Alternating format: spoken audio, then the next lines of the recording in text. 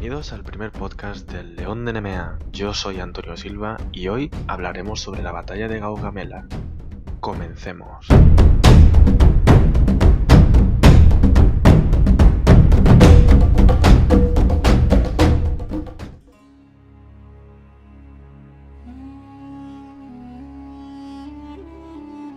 Año 331 a.C. Cerca del pequeño pueblo de Gaugamela, en la actual Irak, dos grandes potencias del mundo antiguo libran una batalla decisiva. Está en juego el futuro del mundo.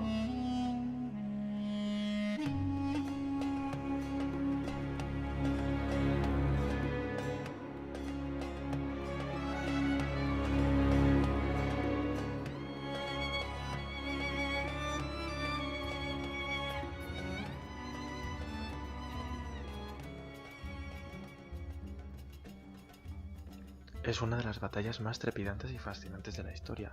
Es uno de los momentos decisivos de la humanidad, uno de los instantes más estudiados por los militares. Estoy hablando de la batalla de Gaugamela, que enfrentó a macedonios y griegos contra persas y contingentes del imperio. De entre estas fuerzas destacaban dos hombres, el rey Darío III y Alejandro Magno. En la primavera del 331 a.C., el ejército persa liderado por el rey Darío III y el ejército macedonio bajo el mando de Alejandro Magno se enfrentaron en la ribera del río Búmodos, cerca de Gaugamela. La proporción de soldados era de 5-1 en favor de los persas, o lo que es lo mismo, el ejército persa era 5 veces más grande que el ejército macedonio. Se estima que el número de tropas del ejército persa ascendía a los 250.000 frente a los 47.000 del ejército de Alejandro. Para entender esta contienda hace falta un poco analizar la figura de Alejandro y la posición de Macedonia en el siglo IV a.C., donde Macedonia era un país totalmente helenizado y además poseía una organización feudal sostenida por el espíritu guerrero. En el año 334, Darío III llevaba ya varios años tratando de afirmar y consolidar el imperio que le había dejado en herencia a su padre, Artajerjes IV. Un imperio persa que poseía numerosos territorios gobernados por sátrapas, es decir, los gobernadores locales, que se encontraban siempre recelosos y poco leales al rey. Darío III demostró lo que muchos creyeron un resurgimiento del poder de la dinastía aqueménida, sobre todo cuando conquistó Egipto, pero esa, aunque él no lo supiera, sería su última conquista. Mientras tanto, al oeste de Persia, Alejandro se convertía en rey de Macedonia en el 336 a.C., justo después de la muerte de su padre, Filipo II. Cuando murió Filipo, Macedonia había pasado de ser un pobre reino fronterizo a convertirse en un poderoso estado militar, que dominaba indirectamente toda Grecia a través de la Liga de Corinto. La muerte del rey hizo que Grecia se alzase en armas contra Alejandro. Este alzamiento fue capitaneado por Tebas y Atenas. El joven rey debía demostrar rápidamente su destreza militar, sobre todo sometiendo de nuevo a Tesalia, algo que debía lograr en tiempo récord si quería demostrar poder. Alejandro lo logró destruyendo Tebas y obligando a Atenas a reconocer su supremacía. Después de esta contienda, ninguna polis fue capaz de oponerse al gran Alejandro Magno. A partir de este momento, Alejandro se dedicó a llevar a cabo el plan de su padre, liberar a los más de 100.000 griegos que se encontraban bajo el dominio persa en Asia Menor, para así incorporarlos a su mundo heleno. Impulsado por sus ideas expansionistas, batalla tras batalla, sitio tras sitio, Alejandro parecía conquistar Asia con facilidad y antojo. Alejandro tuvo ayuda en la campaña persa, le siguieron y apoyaron las polis griegas, dispuestas a devolver a su gran enemigo, Persia, las afrentas recibidas durante las guerras médicas. El joven rey se preparó desde niño para ser digno sucesor de su padre, que no solo le proporcionó adiestramiento militar, sino que además recibió una educación que abarcaba todas las disciplinas, desde la caza hasta la retórica. Se dice que Alejandro conocía de memoria los poemas homéricos y todas las noches leía la Ilíada. También leyó con avidez a Heródoto y Píndaro. Se le atribuye esta frase a Alejandro: preferiría exceder a los demás en el conocimiento que en el poder y la dominación. Sobre todo, fue insaciablemente curioso, quería ver las tierras que se extendían más allá de Persia y el océano que se creía entonces que rodeaba Europa y Asia, formando el borde de la Tierra. Aristóteles, su tutor durante la niñez, le había inculcado la idea de encontrar el fin del mundo contando la historia sobre un lugar donde la tierra acababa y empezaba el gran mar exterior, al tiempo que le enseñaba conceptos como el honor, el mito y el amor puro.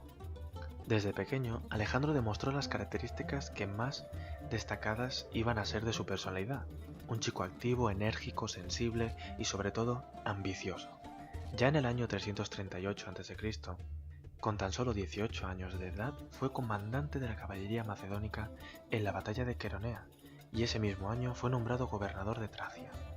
Una de las figuras más relevantes e influyentes de la vida de Alejandro fue su madre, Olimpia. El 30 de septiembre del 331 a.C., Alejandro Magno se encontró con el ejército de Darío III en una llanura apenas a 5 kilómetros de distancia de Gaugamela. Según cuentan, Alejandro no se sintió nervioso antes de la batalla. De hecho, se quedó dormido. Se dice que, sabiendo que entre sus tropas había espías persas, hizo correr el rumor de que atacarían esa misma noche, sin descansar. Los persas cayeron en la trampa y se mantuvieron en pie, despiertos, esperando un ataque que nunca llegó.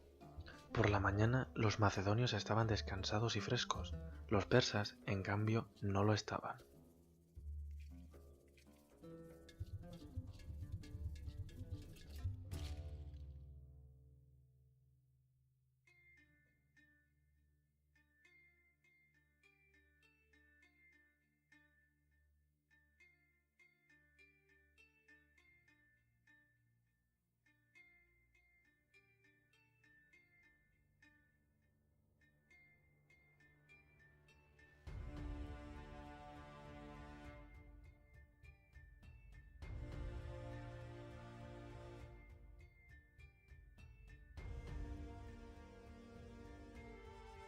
Empieza la batalla. Darío cree tener el terreno totalmente a su favor. La amplia llanura es perfecta para despegar la enorme infantería que tiene y, por supuesto, a su numerosa caballería en primera línea. Enfrente, a la izquierda, Parmenión con la mitad de la caballería del ejército macedonio defiende el ala occidental. Alejandro, con la caballería pesada, se encuentra en el ala derecha. Frente a él, el flanco izquierdo persa está comandado por Beso, el sátrapa de Bactriana y primo de Darío III.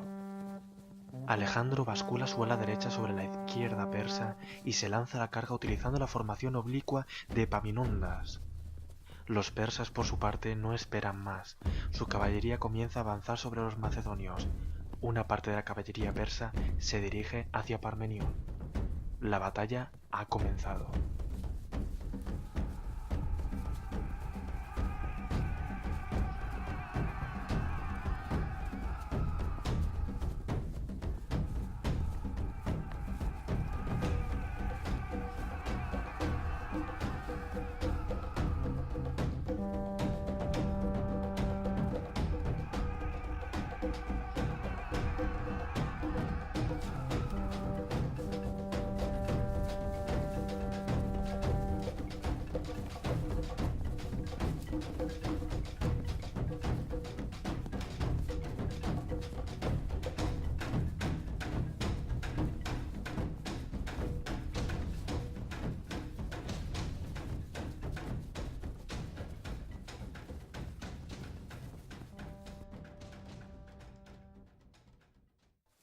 Las tropas de Darío y las de Parmenión se encuentran.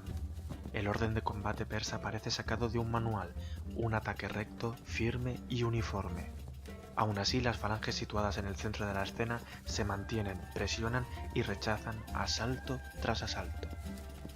Cualquier movimiento es crucial, no solo estratégicamente, sino también moralmente. La carga de Alejandro por el ala derecha parece un movimiento suicida. A Darío le cuesta entender el propósito de su contrincante. No es usual lo que Alejandro está intentando hacer. La batalla de caballería en el flanco izquierdo protagonizado por Parmenión deja al descubierto la falange macedonia. La batalla de caballería en el flanco izquierdo protagonizada por Parmenión deja al descubierto la falange macedonia. Darío decide romper las líneas de Alejandro, envía un centenar de carros. Los carros de batalla eran muy usuales en la época. Para el propio Darío constituían el eje de su ejército y de su poder. guadañas afiladas giran mortíferamente los carros de batalla, preparados para destripar y aniquilar todo a su paso. El rey persa cree haber encontrado una debilidad en la formación de los macedonios. Lo que él no conoce es que se trata de una astuta trampa. Los carros persas se lanzan velozmente hacia los soldados macedonios. Algunos de los conductores perecen bajo la lluvia de flechas de los arqueros. Cuando los carros persas hacen contacto con el ejército contrario, se encuentran en un movimiento inhóspito y totalmente desconcertante. Las formaciones griegas se abren de repente, con una velocidad sorprendente. Los soldados crean la formación en U, o también conocida como la ratonera. Se trata de un invento bélico muy astuto. Los caballos poseen un instinto animal que les conduce a no dirigirse hacia obstáculos, sino a huecos y espacios abiertos. Entonces, independientemente de la dirección por la que quieran llevarlos, sus conductores siempre eligen los huecos cuando encuentran cualquier obstáculo, como puede ser en este caso una masa de hombres armados con escudos y lanzas.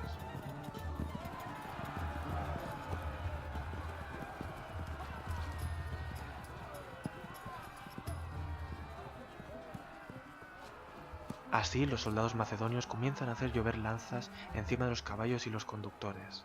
La rápida reacción de la infantería, que se cierra como una ratonera sobre los incursores, anula la amenaza de los carros de combate.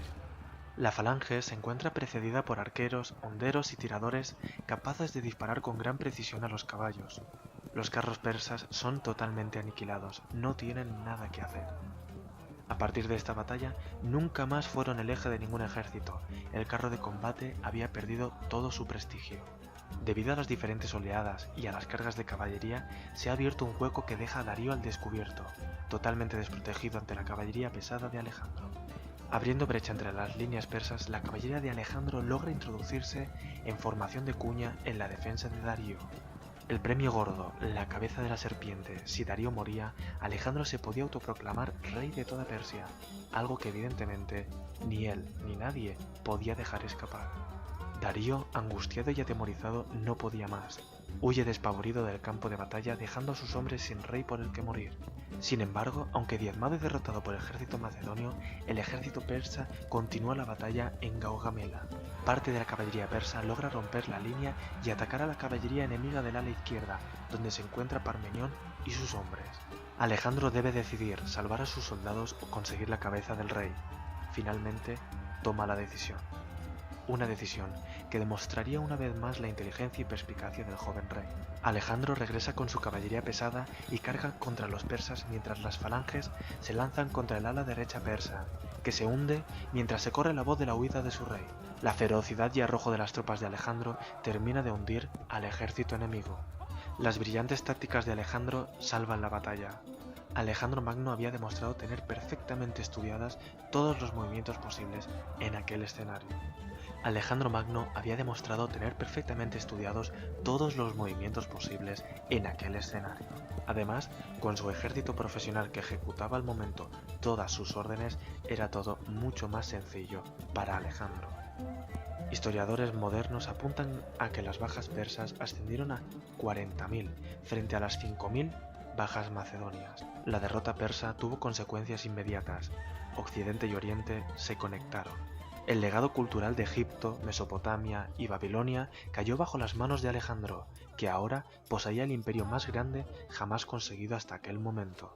La mayoría de los sátrapas juraron lealtad a Alejandro, el cual les permitió mantener todos sus cargos.